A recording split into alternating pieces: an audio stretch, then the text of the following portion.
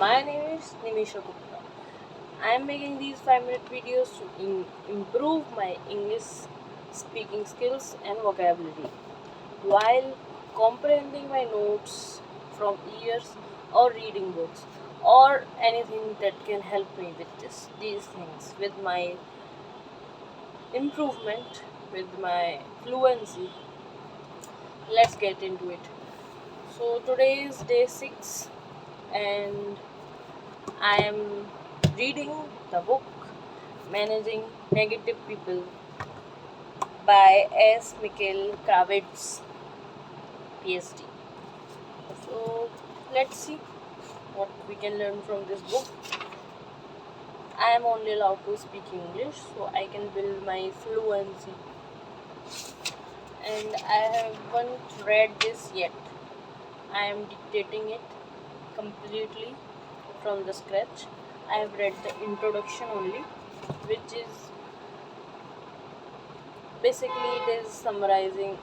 In summary, it is saying that you will never be able to do that, or take it from me, that will never work.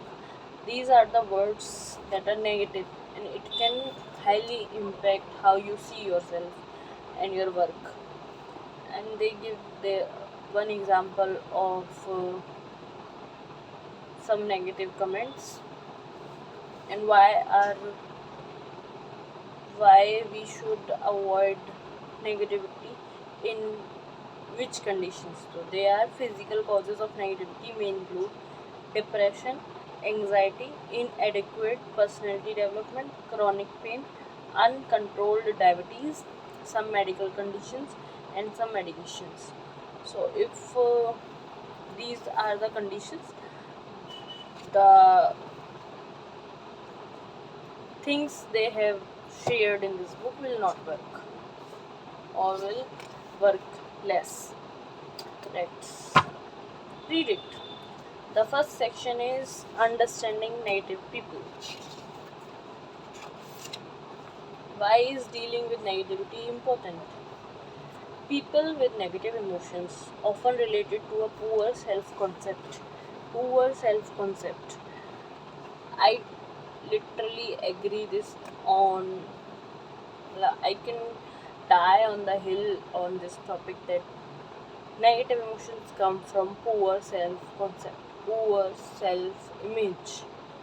If you have poor self-image, you will be speaking negatively all the time. But if your image, your personal image is good enough, you will not be speaking negatively that much that I can die on. Okay. People with negative emotions, often related to a poor self concept, have a much greater chance of experiencing negative stress and distress and are more likely to experience dissatisfaction with their lives and jobs. Some of the results of negativity include increased absenteeism. I'm not sure about the pronunciation. Some of the results of negativity include increased absenteeism and use of medical benefits, and in many cases can result in lower productivity and happiness. By learning how to cope with negativity, both from self and others, individuals are more likely to find their life and work more satisfying and productive. A concrete example will help illustrate the financial impact of negativity on business. According to the American Management Association, approximately 65% of the average company's business comes from its present satisfied customers.